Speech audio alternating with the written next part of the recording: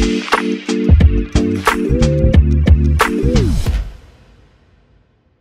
right, hello. Welcome back. Chase Thomas Podcast. Taping this on a Monday afternoon. Evan Sowards is here. I caught him mid-run around his apartment over there in Los Angeles, California because of the Sam Darnold news. He's been waiting for QB1 for many years. He's been waiting for the perfect Kyle Shanahan reclamation project, and it came in the form of Sam Darnold. So Evan doesn't even know what to say. Like, some people might think that he might want to talk about Hargrave a lot on this program. No, Evan is ready to talk all things Sam Darnold all the time because our guest, Matthew Sponhour, is an expert in the Sam Darnold experience back in Carolina. So this is just all kinds of great fun over here. Marcus Mariota is probably going to end up in Carolina at this rate. All of our teams are just going to keep just kicking our players off, just around and around. Evan, how are you? I'm not good. No, I'm joking. I don't care about the Sam Darnold stuff. He's QB3, whatever. Today's a good day for 49ers fans, and I'm not going to let that redheaded monster bring me down. Also here, first timer of the Stay Out Pod, a sports podcast that you should go listen to if you are not already. Friend of the pod, Theo Ash is a co-host, and now we've got another co-host on this great program. He's a TikTok star over here on the Blue Wire Pod Network. Great NFL and NBA mind. Matthew Sponhour is here. Matt, do you go by Matt or Matthew? I always want to just say Matt, and I'm like, is that? I don't know if you actually want to be shortened. Is it Matthew always? I don't ever care. Okay. I usually just let people call me whatever they want to call me. So if it's, I think I go by Matt a little bit more on the internet. Okay. But my parents would never call me anything other than Matthew, and it depends totally on the person. It might make a difference to me. But you shouldn't be that sad about Sam Darnold. He is actually not that bad. He's more. If Sam Darnold was if he wasn't the third overall pick, I don't think people would give him so much flack. But he, in terms of if you're the 49ers, you really got to have 3 quarterbacks on the roster who can step in and play a game. Unless you paid a bunch for Darnold, I actually think it's a pretty good pickup. He wasn't that bad last year. Listen, do I think that he'll be better than Josh Johnson? Absolutely. Absolutely. I've got plenty of faith there. I just love that we're going to walk into next year because it's the Niners and they can't have nice things. All 3 of these guys are starting a game for the San Francisco 49ers next year due to injury. Trey Lance, Sam Darnold, and Brock Purdy are all going to start various points of the year. I'm just excited to who's going to start at the end when they're on their Super Bowl run. I don't know who it's going to be, but it's going to be fun to figure out which one of the 3 it actually is.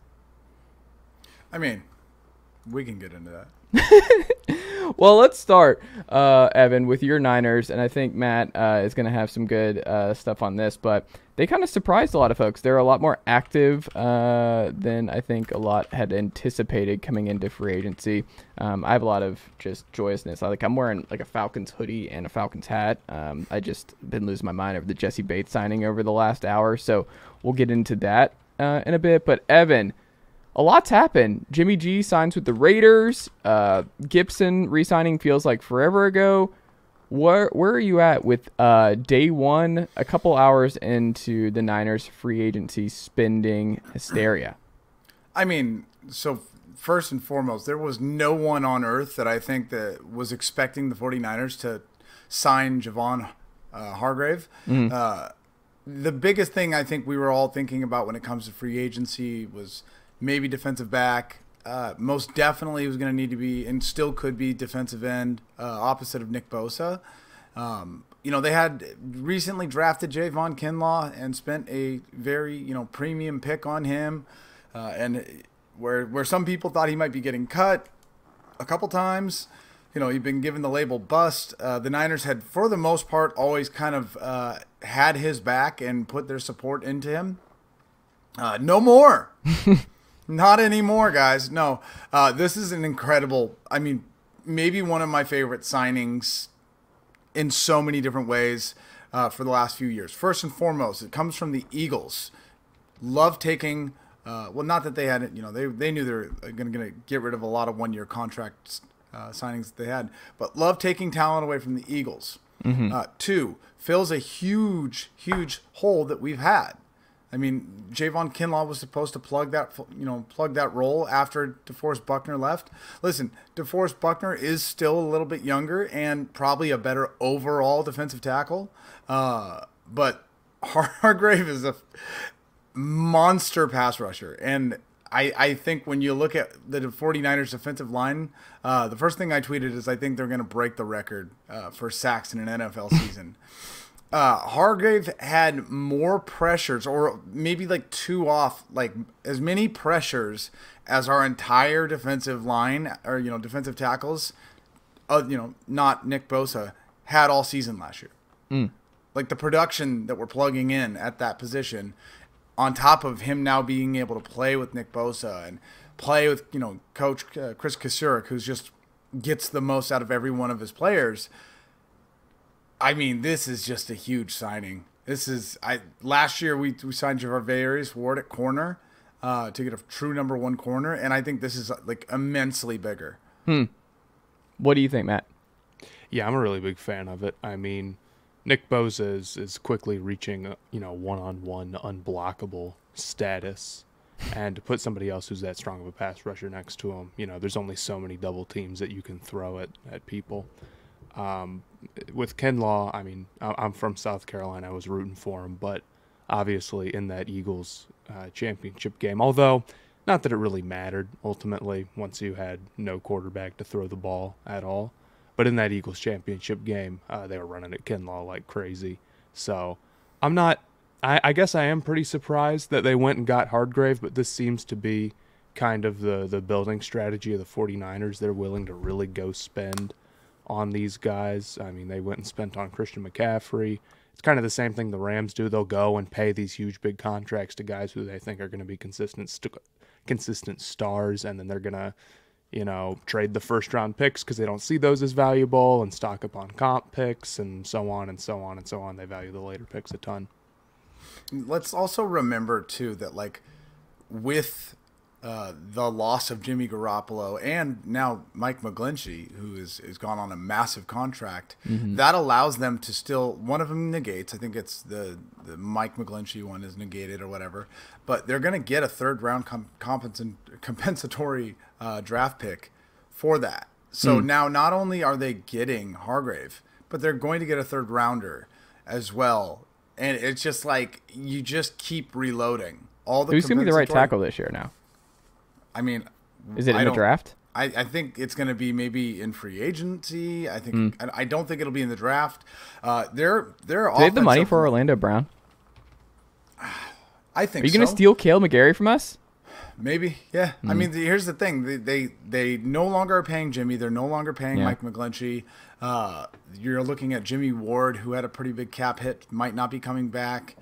They re-signed Kevin Givens. They re-signed Tayshaun Gibson. These are like very cheap contracts. So they've got the money to do it right now. They've got 3 quarterbacks, and they're probably all making between Darnold, Purdy, and they're probably Lance. making $5 million combined, maybe right? That because the Lance contract, but like $10 million combined. It's just in a like they've got the money to spend right now. I do think they're about to.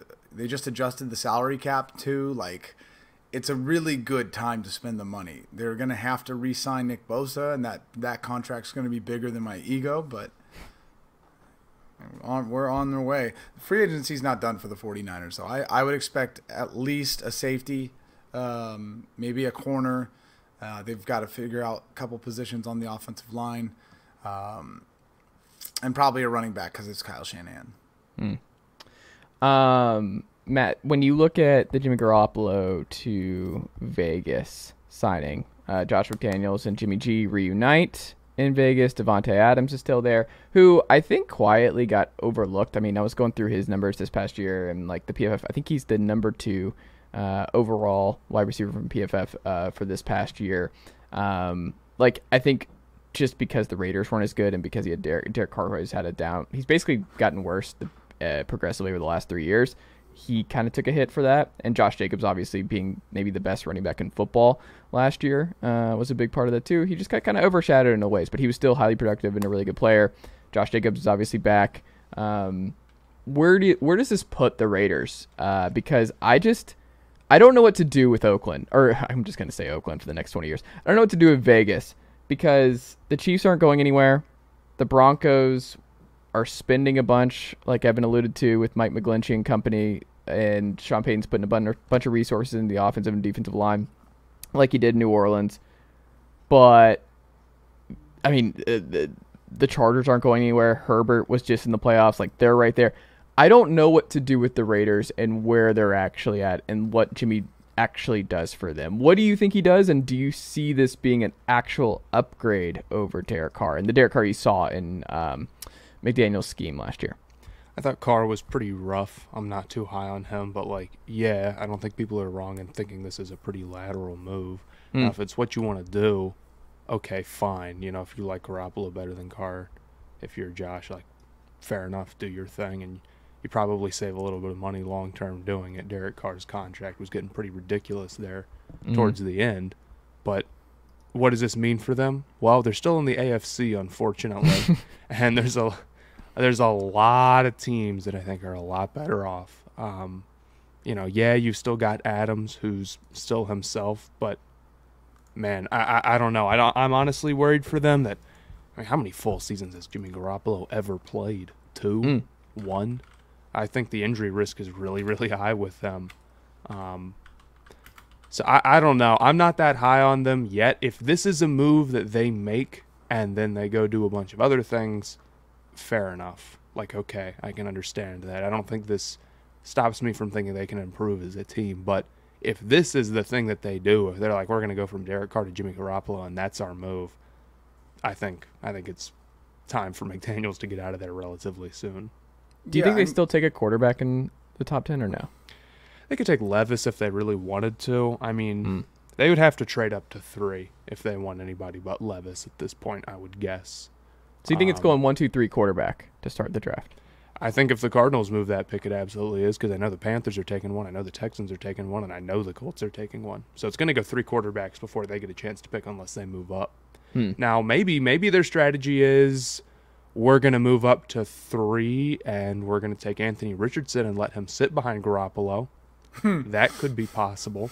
I thought that he would want to take a quarterback for the sake of buying himself some time. If you go get a veteran and you're bad again this year, you may be gone after 2 seasons. If you go get a rookie quarterback and he shows some life and you hit on that, I think that buys you a little bit more time as a coach, because people don't want to, like, you know, okay, you have this new quarterback 6 games and then you switch out the whole offense and you want to at least see what he can do with that guy. So if I were him, I'd be going after a quarterback possibly, but if I were him, I probably also wouldn't have spent all this money on Garoppolo if I were going QB round 1. Yeah, like, the Raiders aren't – there's not going to be some immense change because of Jimmy Garoppolo. There is synergy there because Jimmy obviously was, you know, Josh McDaniels was his offensive coordinator when Jimmy obviously notoriously have won 2 Super Bowl rings, as everyone knows. Many people do forget that. Yes, Jimmy's 2 Super Bowl winning quarterback. But, like, that team is a kind of a dumpster fire, especially considering that Josh McDaniels is supposed to be an offensive genius. I think, you know, Josh Jacobs is a good thing for any quarterback to have, and Devontae Adams, but, like, Devontae Adams came there to, like, play with Derek Carr, and he's gone now. So, like, I'm still not very convinced that Devontae Adams is going to stay, let alone, you know, I think the Raiders are either going to, like, punt this season entirely, and they're like, Jimmy, you can hang out for it, or maybe we see some pretty significant moves over the next 24, 48 hours, maybe even further. We're like, okay, at least they're going to make an effort. But I do think that Jimmy will be better for the team than Derek Carr by a long shot. He's just mentally the kind of quarterback he is, the way he gets along with everyone, the team vibes. Like, he's just going to go in and do his job and be quiet. And it's a very big difference than old I've got a country accent even though I grew up in Fresno, California, Derek Carr. This also opens the door, and this is important, Evan, for you and I. Jimmy G now being a Las Vegas Raider. Matt, you know this. The Blue Wire Studios. The Wynn Studios out there in Vegas. It's time for the worlds to collide. Jimmy G just making a little trip over for Evan and I to do a pod with Jimmy G. Vegas. This is driving me nuts. Vegas Raider legend Jimmy Garoppolo. You know, and that's the thing. Everyone wants to make jokes about like, oh, the porn star, now he's in Vegas. But like, the reality is Jimmy is the most quiet, most reserved. Like, doesn't like, all he cares about is hanging out with his brothers and his friends, and like he's never going out in public for any reason. Like, this guy is not going to be some like out on the town Vegas socialite. Like, he's going to like go to like clubs when like his teammates want him to go because he's a good teammate. But you'll never see like Jimmy out at like Gordon Ramsay Steakhouse at 3:00 in the morning or anything like that. Like, you'll probably see him less now because it's Vegas. Well, I wonder if he'll still do Subway commercials. I don't know if there are Subways in Vegas. I've never been. Are there Subways in Vegas? Can he still keep doing those? I would assume there is. I've been a couple of times, but I haven't gone to Subway when I'm there, so I couldn't tell you for sure. Okay. It's like saying, are there McDonald's in Vegas? They're everywhere. It's true. Chicken Bacon Ranch, it always hit. I have not had Subway in a long time, but that was always clutch. I might get that after this. Y'all just reminded me. I might just go over there. There's a Subway right across the street from my house. Matt, we need to talk about the trade between the Panthers and the Bears.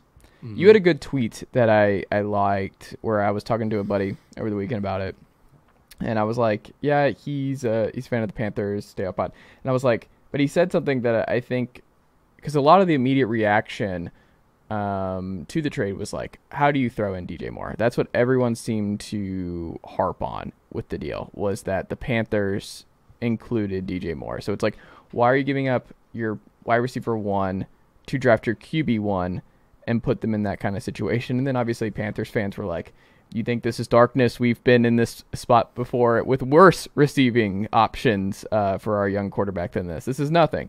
And you said like I would rather have, and tell me if I'm getting this wrong, but I think you said I would much rather have a QB1 or I have my QB1 than a wide receiver 1, was essentially what you were saying, where it's like, we can figure out the wide receiver 1. It's significantly harder than the QB1. So the people who are freaking out about losing the wide receiver 1 in the deal, it's like, well, if this lands you the quarterback that you actually want, who can be your guy for the next 10 to 15 years, that is significantly more valuable and important than finding a receiver, because like everyone finds a receiver now. Justin Jefferson might be the best receiver in the NFL. Drake London was absolutely awesome right out of the gate here in Atlanta. Jamar Chase, great right away. Like, you just go up and down. Most receivers are pretty good right away. Garrett Wilson, Chris Olave. You can find another wide receiver 1. DJ Moore is good, but you can find another DJ Moore. Is that kind of where you're at? And did you get a lot of flack for that when you were from Panthers fans and NFL fans about like the DJ Moore thing? It's fine. It's actually not that bad for this deal. Panthers fans agree. I don't know about everybody else. I mean, this was going to be a tough trade-up regardless. If we had traded the 2025 first instead, nobody would be like, oh, that wasn't a fleece at all. That was a really great trade, actually. That wasn't going to happen regardless. The reality is what the flip side to that is the Panthers don't trade up, they don't get a quarterback, and the Panthers are idiots there. And if the Panthers tank so where they have the number 1 overall pick, people would be saying they suck for having the number 1 overall pick. There isn't a winning world here where everything works out perfectly for the Panthers and nobody disagrees or says they're bad for anything that they do. As far as trading DJ Moore, like, it sucks. I really love DJ Moore. He's put up with some really bad quarterback play, and he has never said anything about it when most receivers would, and I wouldn't blame them if they did. But ultimately, yeah, I would rather need wide receiver 1 than quarterback 1. I've been saying for years, if the Panthers don't get their until the Panthers get serious at quarterback, they're not a serious team. It's been true. The phrase that people will say is, I actually think whoever the Panthers have can be all right. If anybody is saying about a quarterback that you sign that actually you think they can be okay, if their hot take is that they can be average, they're a bad player. They're not very good. I guarantee it. Same if a guy is in free agency or available for trade like Darnold was, they're not a franchise guy, because if they were, the team would re-sign them. So I'm glad that we're taking serious steps like trading up to number 1 overall to get them. Now, obviously, the receivers are really, really, really terrible right now. But on the other hand, free agency just started 5 hours ago, and the draft hasn't happened. And I think that judging the weapons before any of that is a little bit unfair. And I think that going and getting your quarterback when you don't have your receivers figured out is something that happens all the time. The Bills did it with Josh Allen. The Bears did it with Justin Fields. The Texans don't have a wide receiver one right now. I mean, Brandon Jags Cooks is did it on the with trade Trevor block. Lawrence. Jags did it with Trevor Lawrence. None of those teams, no one was sitting there saying that makes no sense. They don't have a receiver yet. And I know the idea of like, oh, you need to build the rest of the team and then you can go get your quarterback, but that doesn't really work. You know why? Because then you end up with the 9th pick if you have a whole bunch of good players. You don't hold end on. up Leave the with the number Falcons one out of overall. this. Leave the Falcons out of this, Matt. We're doing our best with Desmond Ridder. Well, see, the thing is that I went to Cincinnati. So Desmond Ridder actually is your quarterback of the future in my book. I love Des. I hope he gets the full year. I think he's going to get the opportunity this year. I think with really is. how it's stacked up now, you might as well. Unless you really want to trade to 3 and get Richardson or Stroud or Young, that wouldn't be terrible. I'd be for that if I were them. But I'd like to see Ridder get a little bit more time. I think he can be decent. He's Regardless like old Trevor Lawrence. Yes, that's some comps I've heard from him. Theo says the same thing. As far as the Panthers go, though, I think wide receiver is a position you can figure out. I think that people are also thinking way too short term. And it's like, oh, they're not going to have a receiver right now this year. Well, it's a rebuild. It's going to take time. And if they didn't get a quarterback now, then they were going to be okay next year and need to trade it for a quarterback. And if they didn't get one then, they're going to need to be okay next year and not get one forever and ever and ever. And I don't want to do that. So I'm glad that they made the move. I'm glad they have their choice between what I think is a really good quarterback class. So as a guy who is fans of a team that a few years ago put me through maybe the worst off season in my entire life with all the, like, Mac Jones and all the rumors and who are they going to take and just the constant like news cycle. Are you really content at number 1? Is there a quarterback that you think sits above the rest that you yourself would have? Do you think that there's like a couple different good options there between Stroud and Young? I like all of the top 3 guys, unfortunately. Yeah. I actually believe in all Wait, of them. who's your top 3? Do you have Levis out of the top 3, or do you have... I've Levis out of the top 3. He's got Richardson, right? Okay. Yeah, I've got Richardson above them. I think all of those guys are pretty great. You got C.J. Stroud, who... I grew up in Columbus. I root for Ohio State. I thought that he had problems creating offense and maybe handling pressure a little bit, and then he goes into the Georgia game and lets loose and puts to bed a lot of that stuff. He's really collected. He's great at reading the field. He'd be one of the most accurate quarterbacks in the NFL right now. He's really that level where he's throwing guys open and great anticipation. I think he's 100% pro ready. Bryce Young is awesome too. Now there's the size concerns about him, but he's great at handling pressure. He's got a really nice arm. He's incredibly mobile.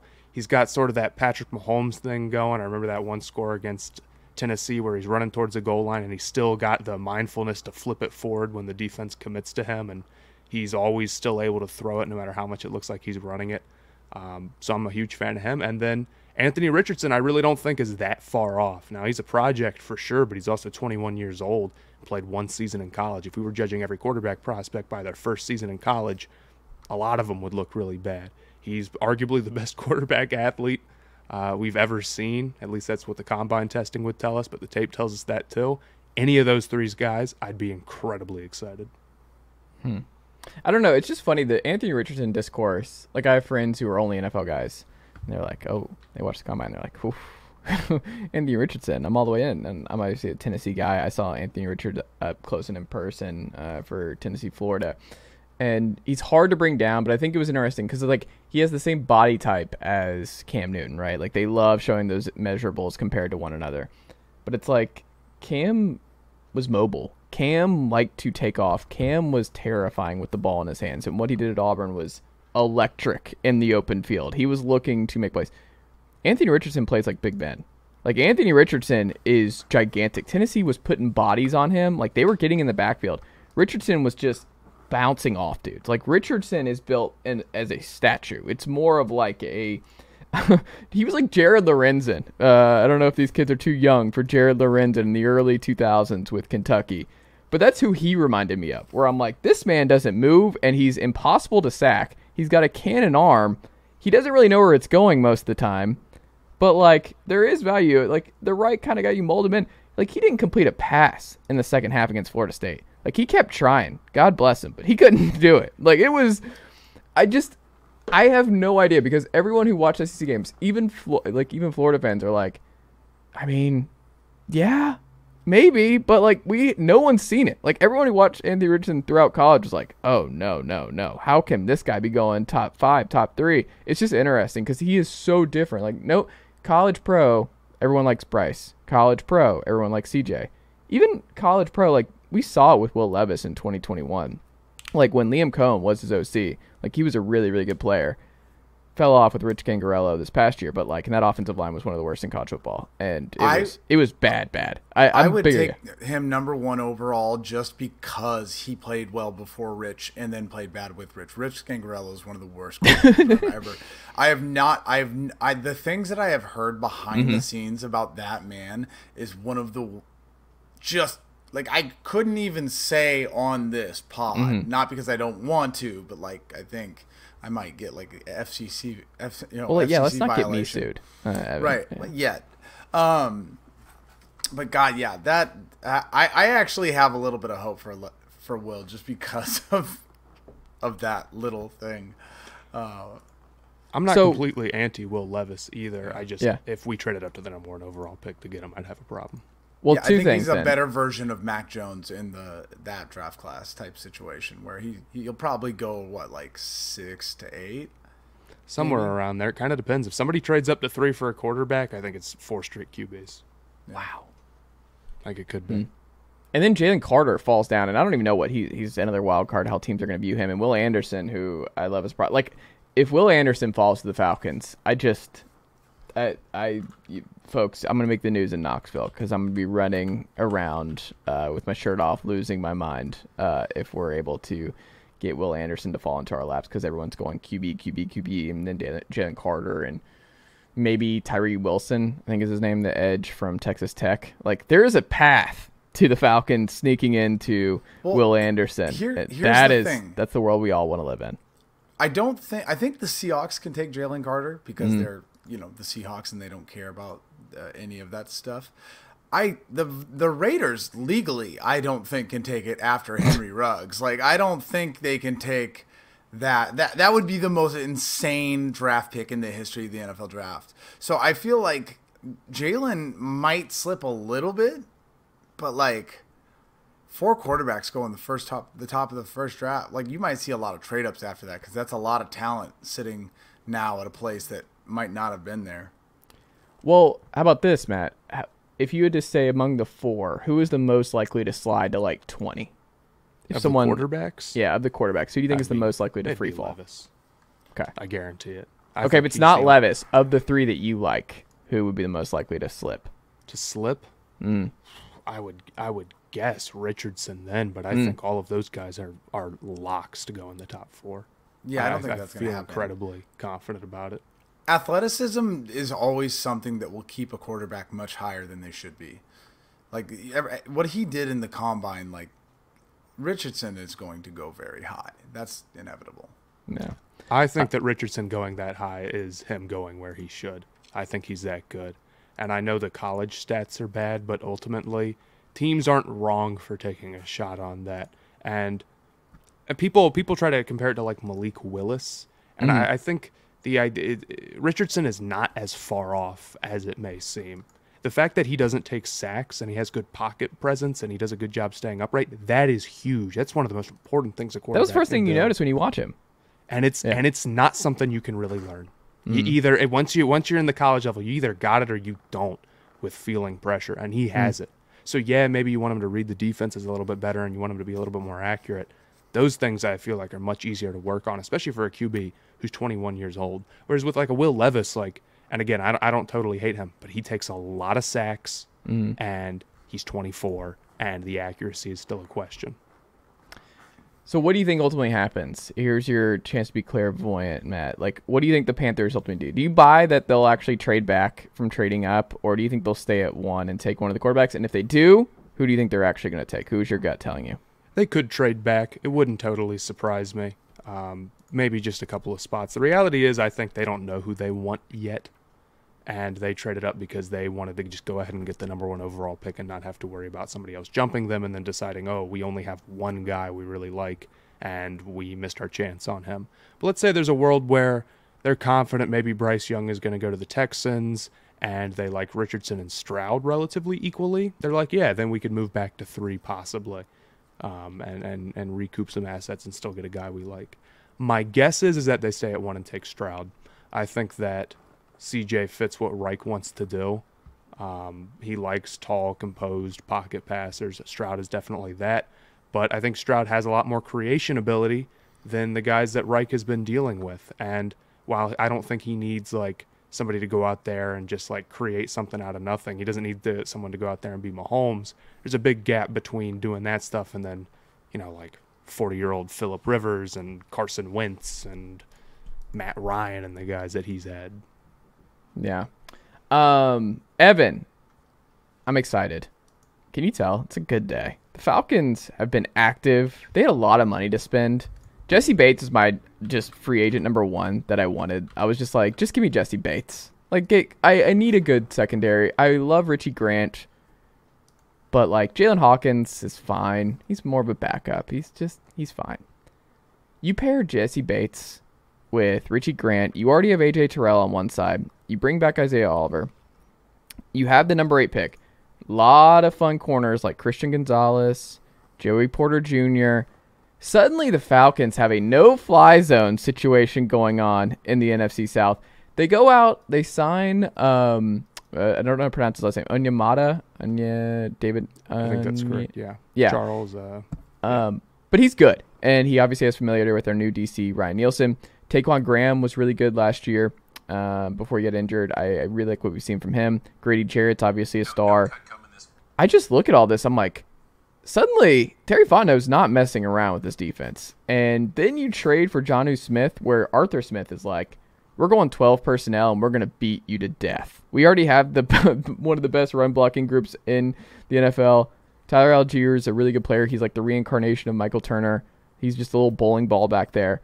We're just going to beat you to death. And we're going to play better defense. And I don't think it's crazy to say the Falcons are having a just top-notch offseason. I am just so excited because it has been despair. Do you know how many playoff games we've had in Atlanta at the new stadium at the Benz? 0. Since it's been created, we have had 0. It has been rough the last couple years, especially like the indifference the last 2 years, where it's just like this rebuild is just boring. The Falcons play a boring, sad style of football where everyone knows the wins and losses a mirage, and the roster has just been gutted and it's rough. Going through just the post-Dimitrov era where they were spin, and kick the can down the road, and they had to eat it. Now they're kind of back. I'm excited. I think the Falcons are the favorite in the NFC South going into next year, and I don't think it's particularly close. The Falcons are back. Listen, I'll take any team as the favorite to the NFC South next year because it's a terrible division. But literally, I said that to Charles McDonald today. I was like, how is your never-ending brand of apathy going to go? Because it sounds like it looks like the Falcons are actually finally making some really good moves. Jessie Bates was a player I was convinced the Niners were going to sign Jessie Bates, not obviously a defensive tackle.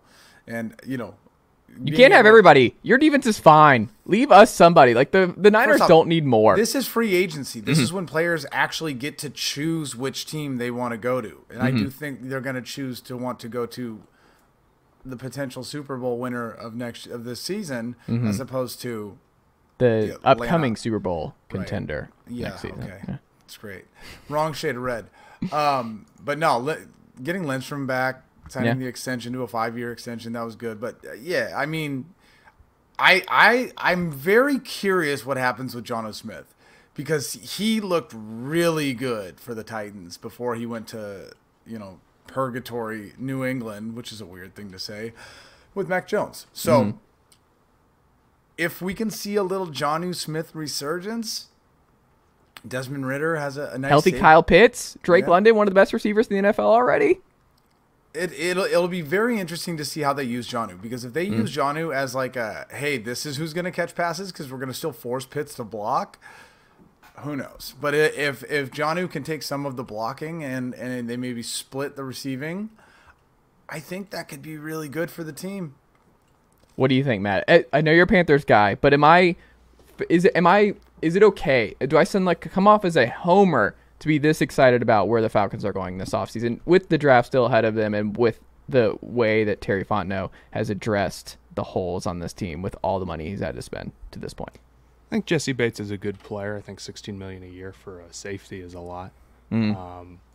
Outside of that, I think they added a rotational pass rusher and they added a tight end too. I don't know if that changes the world for them, but I do think they're headed in the right direction. A lot of it just comes down to, does Ritter become relatively serviceable? I think they're a very well-coached team. I think the run game's real good, but filling out the rest of the defense is going to be a challenge. I don't know. I can't stop you from saying they're the favorites in the NFC South because the NFC South is so bad. I think you could make an argument for any team right now. If Tampa goes out and signs somebody who can play quarterback at all, you could make an argument for all four. Early reports are they are not planning to do that. It does not seem so, no. So maybe Tampa's the only team that's really out, but the rest of the teams, I mean, the Saints, I'm not moved by Derek Carr, but I kind of see the vision with a little bit of what they got going on, even though I don't know if they have a single defensive lineman on the roster currently. I think if the Panthers get some serviceable receivers and the quarterback they draft is good, honestly, their offense with their offensive line and their run game and Frank Reich there could be really good, and they've got some defensive pieces. And I think Tampa just depends on how much they sell. But if they don't and they get a serviceable quarterback, who knows? So everybody's in play. Drake London being one of the best young receivers, I don't know if I agree with that. I don't think he's Drake London. The PFF grade doesn't lie. Over the middle, wide open Drake. Pick. See, this is what happens. Way better, but this is what happens. He has two speeds. Chase either goes from nothing matters, it's Tennessee volunteer football, baby, all season long, or it's then becomes Drake London is the greatest receiver in the NFL. Hold on, Evan, give me this. I have been suffering. Like, this is a couple years old. I have been suffering. I am wearing the Falcons military hoodie because I've been going to war on Sunday afternoons watching this team week over week. It's been tough. And I see a glimmer of hope. The NFC South is fading. Tom Brady's out of my life forever. Like, we think. Well, he's not coming back to the NFC South. Like, we can go ahead and move on from that one. If he comes back, it's not in the South. The Bucs are just losing their minds. I mean, Todd Bowles, just resign. Like, this is not going to go well. The rebuild, everyone's leaving. They're all jumping ship. Dean's gone. You'll look at David's gone. Up and down the list, like, guys. And then they're like, we're trying to decide between Baker Mayfield and Jacoby Brissett for this year. And you're like, the Baker was the 37th of 39 PFF graded quarterbacks this past year. He was bad. And you watched a lot of Baker this past year in the Bob McAdoo offense. Matt, like, it's just, I think the Bucs they're heading back towards the toilet. And then I think the Saints are a third tier. I think the Panthers and the Falcons are the favorites to dominate the NFC South over the next 3 to 5 years. I think the Saints are fighting reality with the Derek Carr dominate is signing. such a wild word to use for that division. What? Dominate. Yeah. To dominate the division, when it's just like a bunch of injured people with I think they're one gonna leg and like hold on. I think crutches, the upside for the Panthers and the Falcons Panthers, to me, is yeah. high. Panthers, for me, I mean, you've got the number one pick of the draft. They have the most upside. I could see the Falcons be an 8-win team for a long time. Wow. I kind of agree. I think the Panthers and the Falcons are the two teams headed in the right direction right now. My big question about the Falcons is, and I'm saying this as a Ritter guy, if Ritter is not great, the quarterback situation becomes very tough because the Falcons will not be bad enough this year to just go, like, I mean, how many teams right now are saying, like, well, if we're bad next year, we can just go get Caleb Williams, when realistically it's going to be like the Titans or some team that's really, really, really not, doing anything seriously. So I'd question that, but outside of that, like, yeah, I think the Saints cap space stuff, it's going to catch up with them a little bit slower than people expect because they are just going to endlessly restructure guys. But you're kind of already seeing it now with, like, Kamara had a couple down years in a row, and they are still restructuring them and still dragging that out. And Cam Jordan was, like, really bad last year, and they're still restructuring that and still dragging that out. They're not, they went and signed Derek Carr, I think largely because he got cut and because they could get comp picks still when they lost a bunch of their guys. And I think that I really think they're facing a lot of reality here. Now, this upcoming season, I think they could still win the division. Long term, does their building aspects look as good as maybe the Falcons or the Panthers? Not so much. Yeah, we'll see. They need a lot of important guys to be healthy. They need a lot of stuff from Alvin Kamara, who I love. He's out here, and he's on the billboard. I drive by him every day here in Knoxville. They've added him to outside of Neyland. But Michael Thomas can never stay healthy. You look at the offensive line getting older. Marcus Davenport's gone. We'll see what Cam Jordan looks like. I don't know. DeMario Davis is a year older.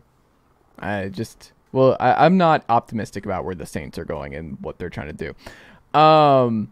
Real quick. Yeah. Safety Marcus Epps of the Philadelphia Eagles is going to the Raiders. Has Aaron Rodgers gotten traded yet or no? Is that still not official?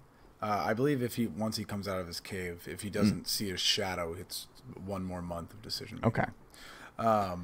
But yeah, there is the Eagles are really just everything that was on that roster is leaving.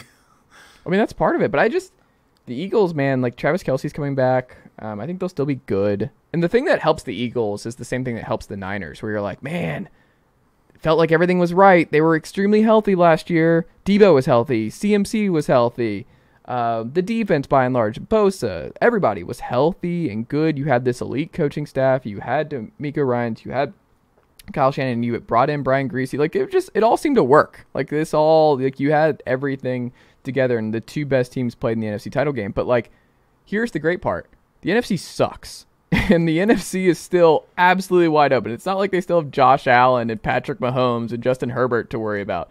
No, it's Dak Prescott. It's Kirk Cousins. Like, the Eagles can lose stuff, and they're still the favorites. They're fine. I get to make the Brock Purdy jokes. All right, that's something that I'm allowed to do. But if Brock Purdy comes back is healthy again, he was doing better than any quarterback in the NFC and most quarterbacks in the AFC doing better. And that said, Trey Lance is still developing. The Niners, with Brock Purdy healthy last year, could have probably beaten any team in the NFL. So let's not act like they're just like down and out. They just I'm not saying that. No. What I'm saying is the case is the same for the Eagles and the Niners in that it felt like they didn't actually need to win last year, where it's like, oh, when's the window closing? I'm like, it's not closing next year. The NFC's still wide open. The Niners are still going to be right there. That's my point, though. Yeah. The Eagles have lost T.J. Edwards, Marcus Epps, and obviously Javon Hargrave, whereas the Niners have added a Hargrave and kept their players. Like, the gap is very wide for the Eagles and Niners, and I'll bet anyone any amount of money on that. But wouldn't you also say that the Eagles have 2 first-round picks and you guys have 0? Ooh. Yeah, but I mean, first-round picks are a very exciting thing until you draft, and then you have to get it right. That's very true. I don't know. I think the Eagles are definitely – last year was their year to do it. They were ridiculously healthy, and they didn't pull it off. But I think with Hurts still on a rookie contract and that offense still intact, I think they have a very, very good chance of running it back and repeating it. Now, I agree the 49ers are up there too. But, yeah, they got to stay healthy. And I wonder if, like, the both the Bosa guys can never stay healthy. And you've got a lot of players who are older who historically have not stayed healthy. And then you go trade for Christian McCaffrey. I almost wonder if the 49ers sometimes put themselves in a position where they don't worry enough about acquiring guys who can play the full season. I mean, the Christian McCaffrey thing, I completely agree. I was terrified of that pick. Obviously, it worked out. But Nick Bosa, I'm not as worried about. That the ACL injury, he came back as better than literally ever. Obviously, you don't want him to go out. But I think Javon Hargrave is a good example of what you do when you want to keep that stability there and you want to have like a strong foundation. But the Niners have just like this never-ending rotating depth at many positions, not just their defensive line.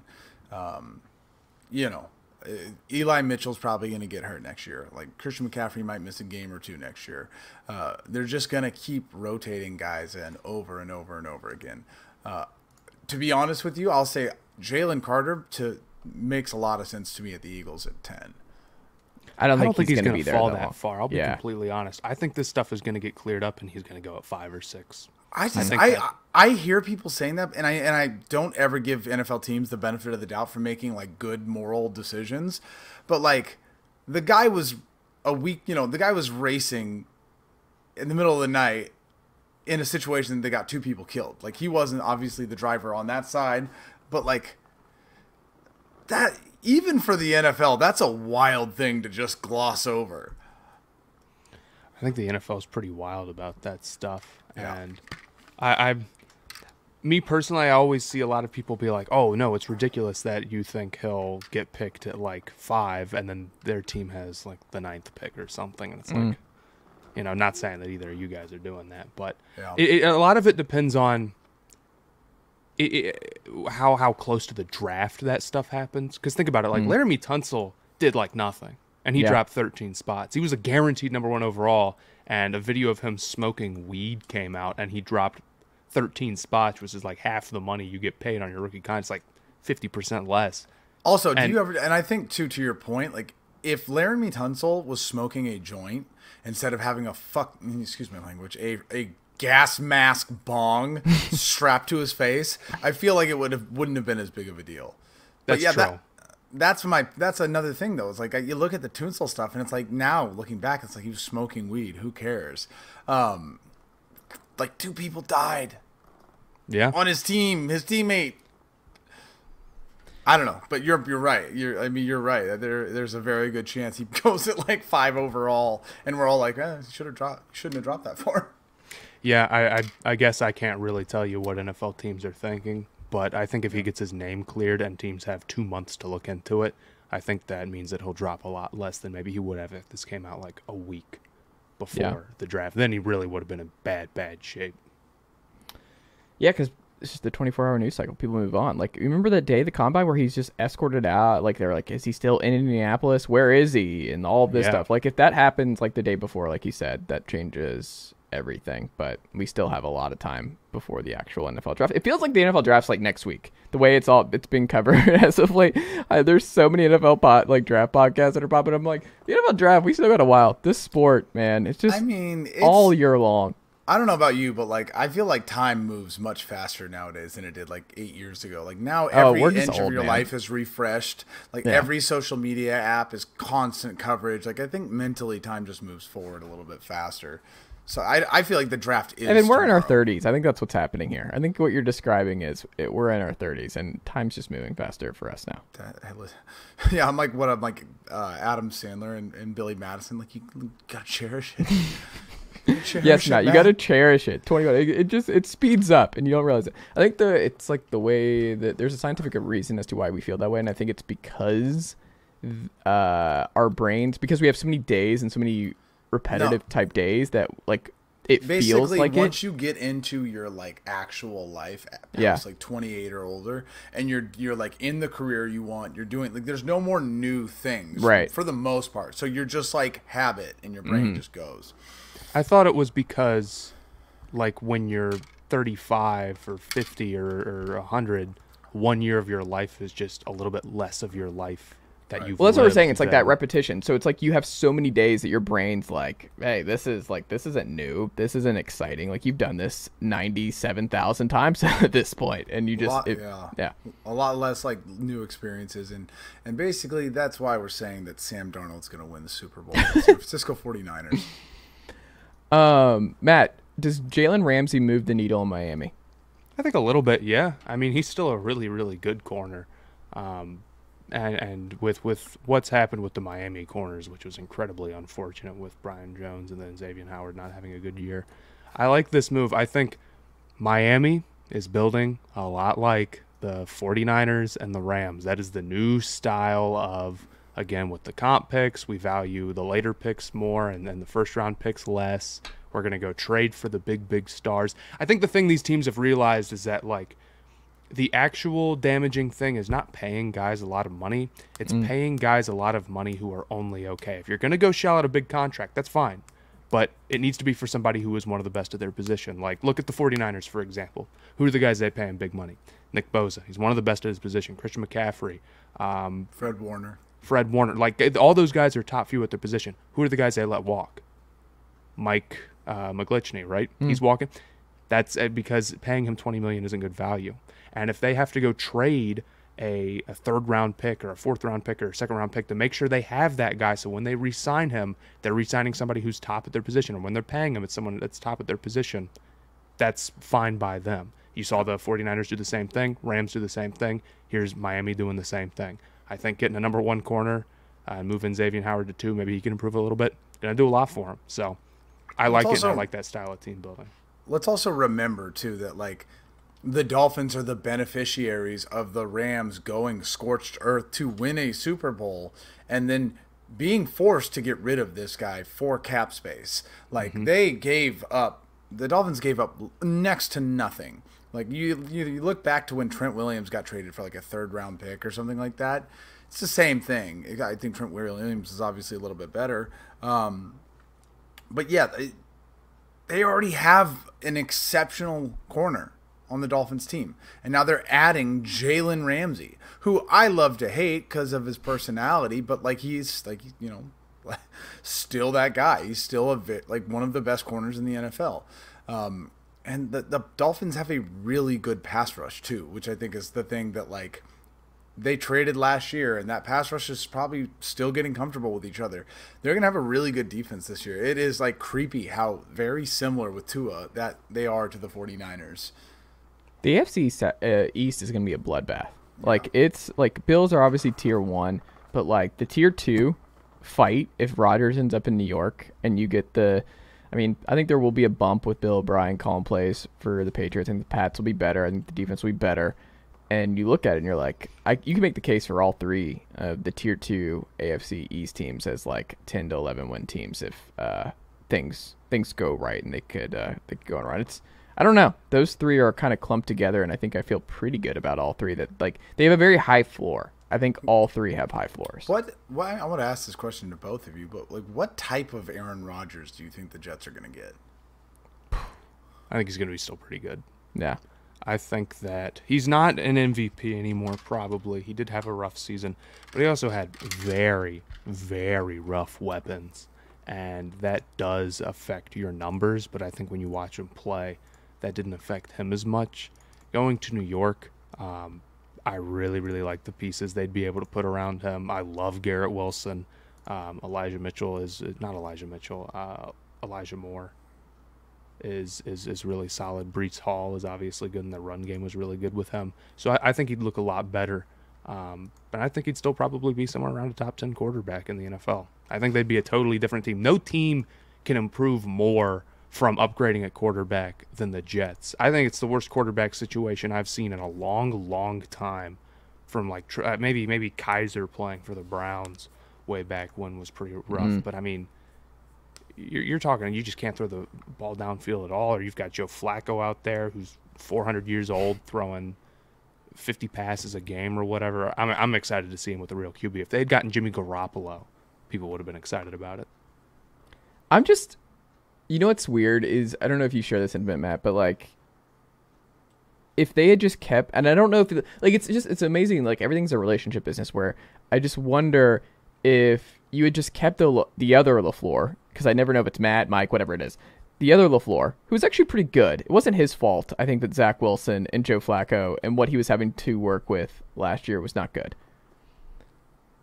Like, you plug Aaron Rodgers, he's obviously had success in the LaFleur scheme in Green Bay. Nathaniel Hackett was technically in that for a couple years. He was Aaron Rodgers' guy. They have the relationship. That was why he got the Denver job, basically, is that he could bring in Aaron Rodgers. That didn't happen, so they go the Russell Wilson route. But then you look at this, and I'm like, Nathaniel Hackett wasn't, like, the brains of the operation. It's not like he's running that Shanahan type stuff. We've seen him in Jacksonville. We've seen him in Buffalo. We've seen him in different spots. Like, I don't really know what his identity is. We saw him call plays last year. That Broncos offense was horrific. Russell Wilson or not. Like, whatever you thought about LaFleur and the Jets offense, I'm like, I don't know, because you bring in Todd Downing as, like, co-OC, and what we saw from the Titans this past year, I'm like, Aaron Rodgers, is he going to have to call plays himself? Like, I get it that you don't get, it's just weird, because I feel like you don't get Rodgers unless you get Hackett, but it's also like, for both parties, it'd be better if you just kept LaFleur as your OC and then brought in Rodgers. Then I'm like, okay, I'm a bigger believer, but like I think people are kind of overlooking the Todd Downing, Nathaniel Hackett offensive coordinator mindset for this group. I would be nervous if I was a Jet fan about where the offense is going, but it can't be worse, right? So I don't know. Is that fair? I agree. I think the quarterback situation was so bad last year. I can't blame anybody for like if you're firing somebody because Zach Wilson didn't lead a good offense. Mm-hmm. Who is that really on? But I think if they get the quarterback in place, they'll still be in pretty good shape. I really like the pieces they've got there. Evan, does McVay committing to the Rams for years to come mean a rebuild is coming to LA, or does it actually mean that he's gotten assurances from up top that they're going to try and make this work with Stafford and trade some pieces like Jalen Ramsey? I mean, is Cooper Kupp getting moved this offseason? Like, anybody that says what to happens you that here? they know what the Los Angeles Rams are doing is lying. Like, they went from Aaron Donald's going to retire and, Matt Stafford is cooked and McVay, I mean, like 1 year of instability, McVay was like, I'm out. I'm done. I'm going to go be an analyst. To now all of a sudden he's staying. Like, not just staying, but committed long term. I understand. Yeah. I'm just saying, like, I'm not in on the Rams. That the volatility that's happened this offseason is enough to me to like just really think that like they're just not a threat.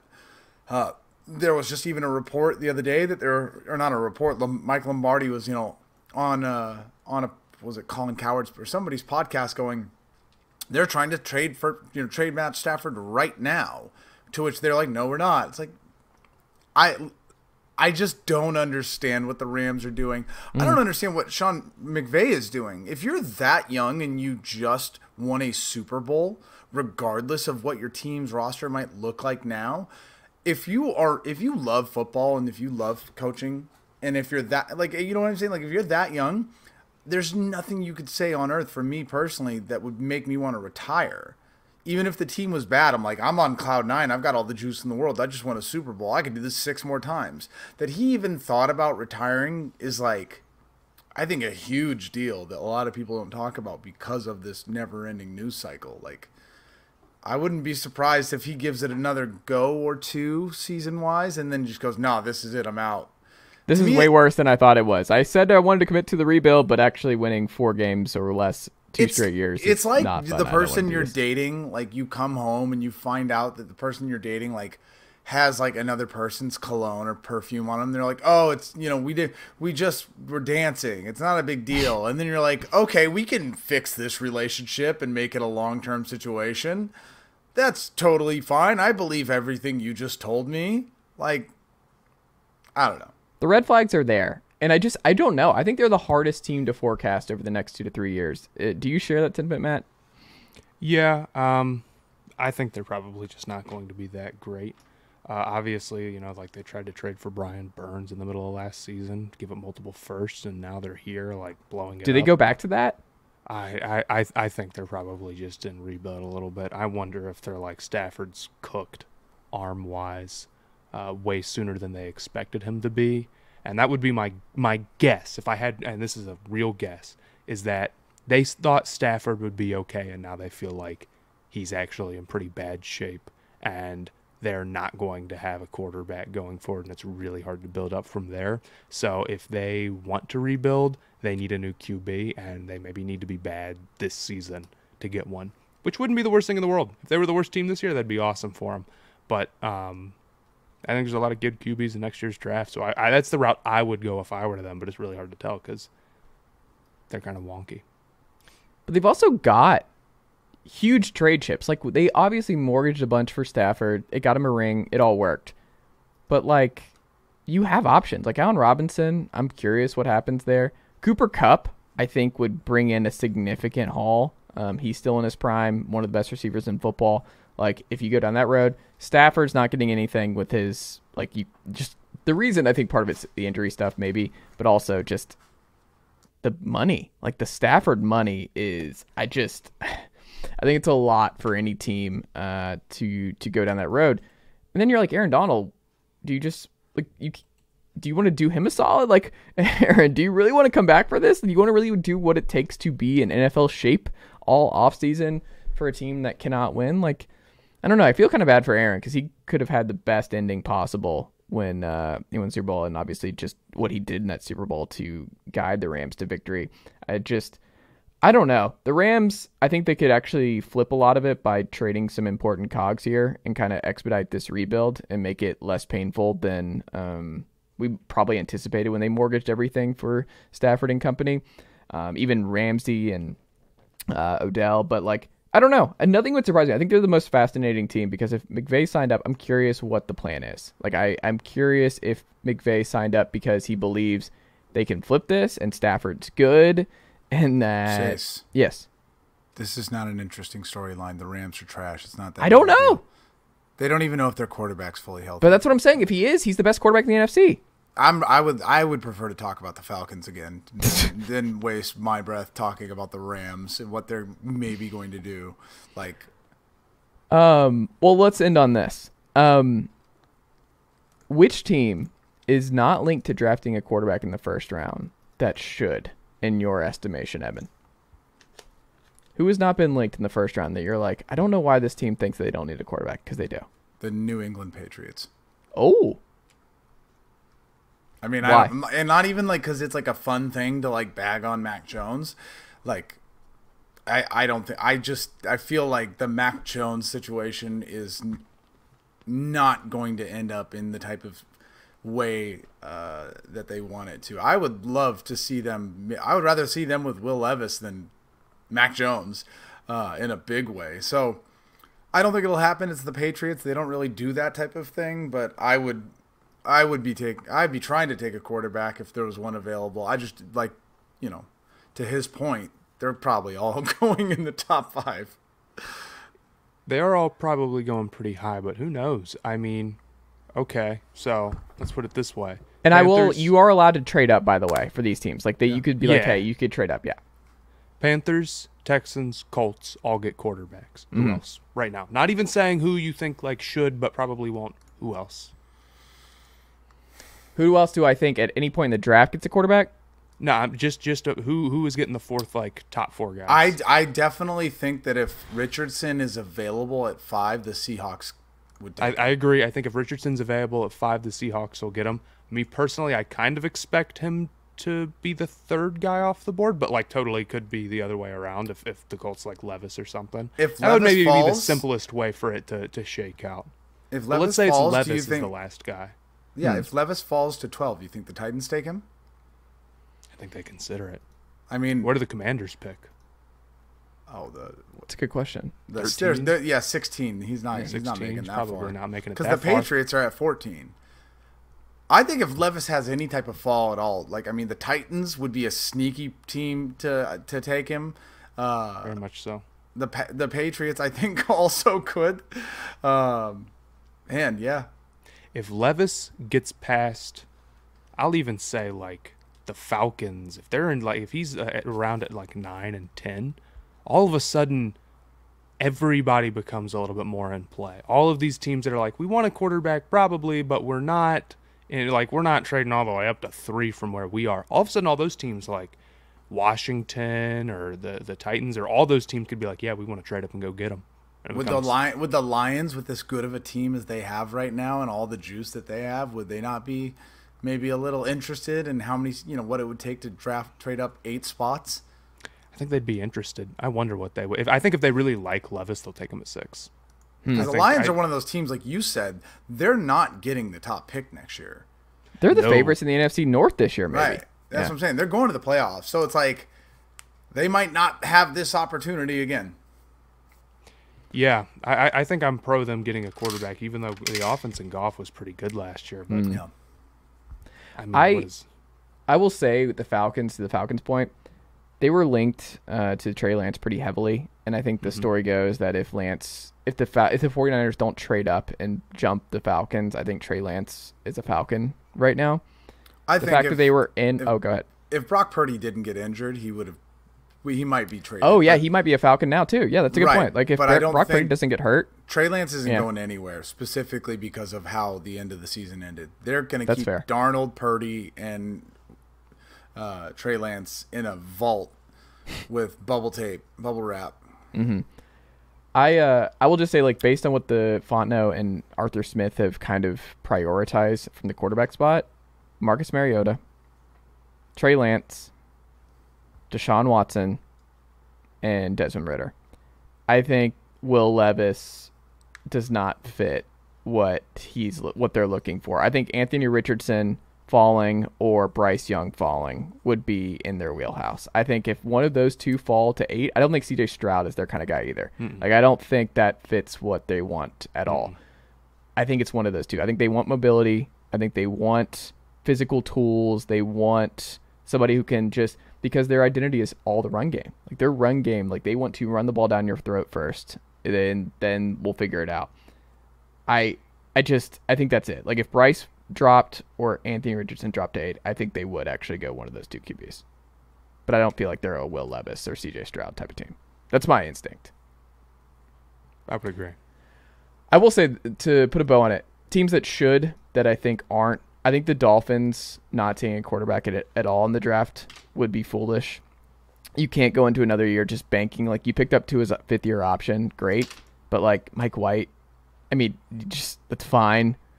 But you can't go into a make-or-break year for a lot of these guys with so much talent, with Tyreek Hill on this roster, really going all out in the defense and being like, we're counting on a fully healthy Tua year, and if not, Mike White will guide us to the AFC title game. It's like, no. I think I don't think it'd be crazy for them to go quarterback super early. I can see it. Yeah, they're a team. Well, there you go. This has been awesome, Matt. Thank you so much for joining Evan and I here on the program tonight. What can the good folks check out from you and the team over at Stay Hot? Your TikTok, YouTube, what kind of content can we look out for this week? Oh, I'd say just if you want to keep up with us, go to Spotify, Apple, YouTube, type in Stay Hot. I'm on TikTok at Sponhour and on Twitter at Sponhour. There you go. Evan, what about you, my friend? At Evan Sowards. You were out in wine tasting country this weekend. Not a lot of content to plug other than your Instagram. It's funny. Where you were. Shout out to let me plug my hangover and let me plug my dehydration. No, I mean the same thing. I'll say, when Theo's on, it's great to have you on, and check out Stay Hot. You guys are doing, especially for how young you are, just absolutely crushing it. It's awesome to see. I think Evan at 21 would have been very happy to be doing half as much as you guys are. So, well, thank you, man. I appreciate it. For real, check out your stuff, and obviously go give Chase a 5-star review, because desperately, that's how he gets validation, and he needs it. Right? He's a married man now. He's not out on the town anymore. He needs his validation wherever he can get, and I'm going to give it to you. I'll give you that 5-star review. I appreciate that. That's a warm up, by the way, for what Evan might be there in the content mind. So very soon here on the YouTube. Evan Swords, Matt Sponhour, thank you, and I will talk to you, Evan, next week. Matt, we would love to have you back on in the future.